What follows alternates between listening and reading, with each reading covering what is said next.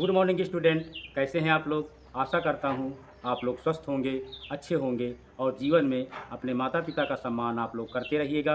आज मैं फिर एक बार उपस्थित हुआ हूँ जो क्लास 12th की जो अगली पोयम लेकर के, जिसका नाम है आंट जेनिफर्स टाइगर्स। आंट माने चाची, जेनिफर्स उनका नाम है और टाइगर्स माने बाघ, यानी आंटी आंट चाची के बाघ। और इस पोयम के जो पोइट हैं उनका नाम है एड्रिन रिच। क्या नाम है? Adrian rich. एड्रिन रिच ने एक बहुत ही सुंदर विषय पर यह पोयम लिखी है। यहाँ पर आंट जेनिफर्स एक महिला हैं और एक महिला को शादी के बाद जो जिम्मेदारियों के बोझ के तले दबना पड़ता है, उन जिम्मेदारियों को ढोने में, उनको उठाने में उसको बहुत सारी समस्याओं का सामना भी करना पड़ता है। एक महिला होती है, शादी होती है, नई गृहस्थी बनती है, फिर बच्चे होते हैं और उनको पालने में, उन बच्चों को बड़ा करने में और घर गृहस्थी का बोझा उठाने में एक महिला उम्र के पहले बूढ़ी हो जाती है और बहुत अधिक कष्ट का अनुभव करती है। तो यहाँ पर जो पोयम है वो है आंट जेनिफर्स टाइगर, यानी आंट जेनिफर्स के बाघ। इसमें क्या करती हैं? आंटी जेनिफर्स बोझों तले दबी हैं, अंकल से खुश नहीं हैं, अंकल से मारपीट भी होती होगी, झगड़े भी होते होंगे और वह इतनी डरी हुई हैं कि वह अपने विचारों को जो व्यक्त नहीं कर पाती हैं, ना ही वह सुकून से जी पा रही हैं। इस तरह से यहाँ पर उन्होंने अपने विचारों को पर्दे के ऊपर उकेरना शुरू कर दिया है। और वो विचार क्या हैं? वो जो विचार हैं जो वो कभी प्रकट ही नहीं कर पाई किसी के सामने, तो करती क्या हैं? Aunty Jennifer's tigers prawns across ए स्क्रीन। पहला स्टेंजा है aunty Jennifer's tigers prawns across ए स्क्रीन। आंटी जेनिफर्स ने क्या किया है? आंटी जेनिफर्स के बाघ है ना, प्रांस माने उछल कूद करते हैं, एक्रॉस ए स्क्रीन, स्क्रीन माने होता है पर्दा, यानी आंटी जेनिफर्स ने पर्दे के ऊपर कुछ बाघों के चित्र बनाए हैं जो बाघ दौड़ते हुए, उछल कूद करते हुए नजर आते हैं। लिखा है ब्राइट टोपाज। तो ब्राइट माने होता है चमकीला और टोपाज माने आपका होता है पुखराज। अब ये पुखराज क्या है? पुखराज एक पत्थर होता है। पुखराज क्या है? पुखराज एक पत्थर होता है जो पीले रंग का होता है। बाघ भी पीला होता है। तो यहाँ पर कवि ने आंटी जेनिफर्स के बाघों को उस पीले पत्थर जिसका नाम टोपाज है, पुखराज से उसकी तुलना किया है। Denizens of a world of green, जो कि जंगलों में डेनिजन्स माने रहते हैं या निवास करते हैं। They do not fear, they do not fear, वे बाघ नहीं डरते हैं। द मेन माने लोगों से, बीनीथ द ट्री, जो पेड़ के नीचे खड़े हैं। कहने का मतलब पेड़ के नीचे खड़े लोगों से भी, शिकारियों से भी आंटी जेनिफर्स के बाघ नहीं डरते हैं।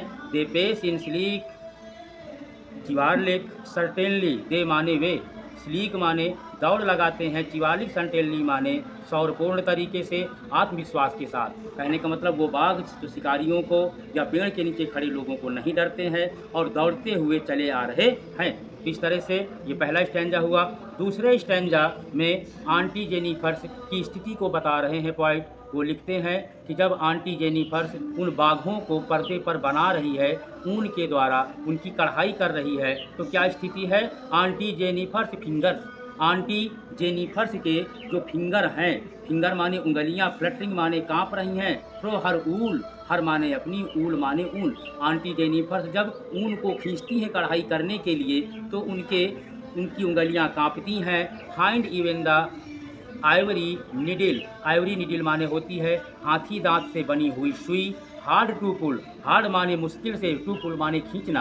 कहने का तात्पर्य है आंटी जेनिफर्स जब पर्दे के ऊपर ऊन को खींचती है उन बाघों को बनाने के लिए तो उसकी उंगलियां कांपती हैं। उसकी उंगलियां क्यों कांप रही हैं? इसका कारण तीसरी लाइन में है, the massy weight of uncle's wedding band. Massy weight माने भारी वजन वाली, अंकलाज माने अंकल की, वेडिंग बैंड माने शादी की अंगूठी। आंटी जेनिफर्स ने अपने रिंग फिगर में, रिंग फिगर कौन सी होती है? ये होती है रिंग फिगर में, उसने जो है वह शादी की अंगूठी पहन रखी है जो शादी के समय अंकल ने उसको पहनाई थी, जो बहुत वजनदार है। अंगूठी वजनदार नहीं होती। यहाँ पर वजनदार का मतलब है कि अंगूठी वजनदार का मतलब है कि विवाह के बाद की जिम्मेदारियों को ढोते ढोते आंटी को वह अंगूठी इतनी भारी महसूस होती है कि मैंने शादी क्यों किया था, मुझे पता होता कि इतनी जिम्मेदारियां होंगी, इतना कष्ट होगा, तो शायद मैं अंगूठी अंकल से कभी ना पहनती।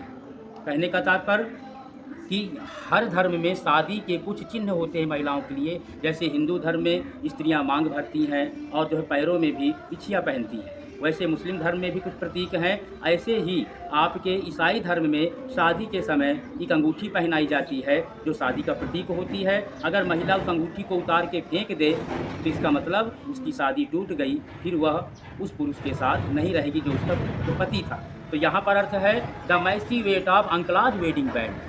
जैसे ही आंटी की नज़र अपने उंगलियों पर पड़ती है जिसमें उसने अंकल के द्वारा पहनाई गई अंगूठी को पहन रखा है, तो होता क्या है कि उसकी उंगलियां, उसका हाथ कांपता है।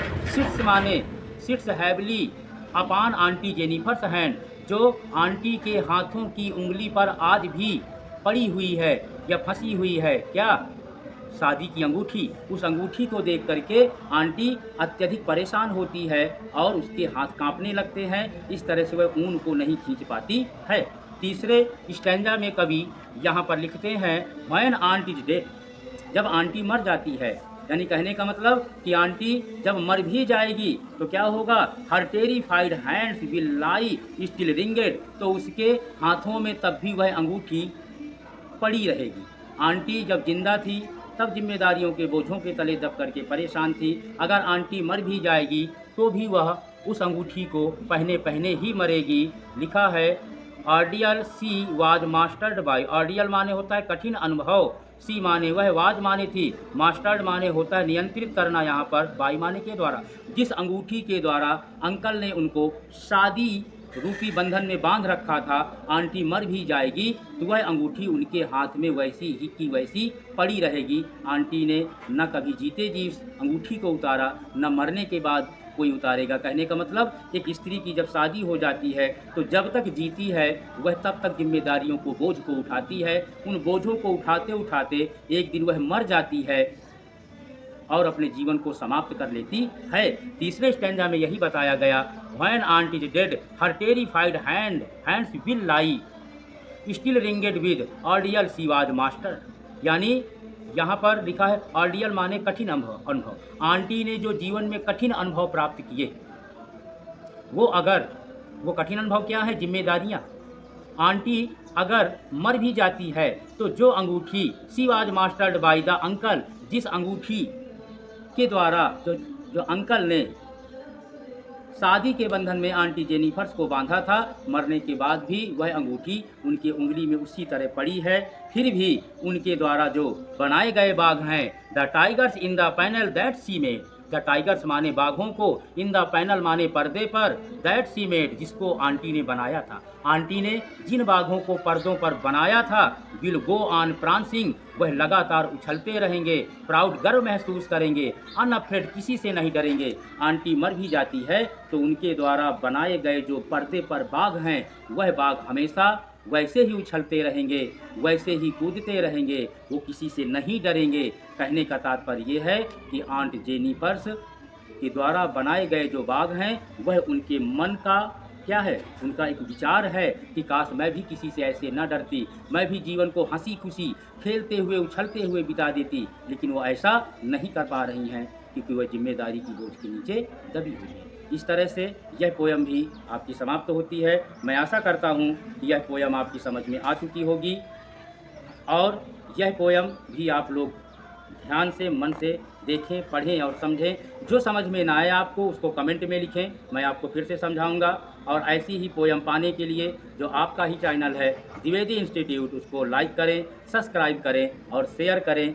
वीडियो को स्किप करके ना देखें क्योंकि यह पोयम आपकी यूपी बोर्ड में आने वाली है और इन्हीं से आपको अच्छे अंक प्राप्त होंगे जिससे आपका रिजल्ट बनेगा। माता पिता का सम्मान करते रहिए क्योंकि माँ के और पिता के पैरों के नीचे जन्नत होती है। यही संदेश देते हुए आज इस वीडियो को समाप्त करते हैं। धन्यवाद।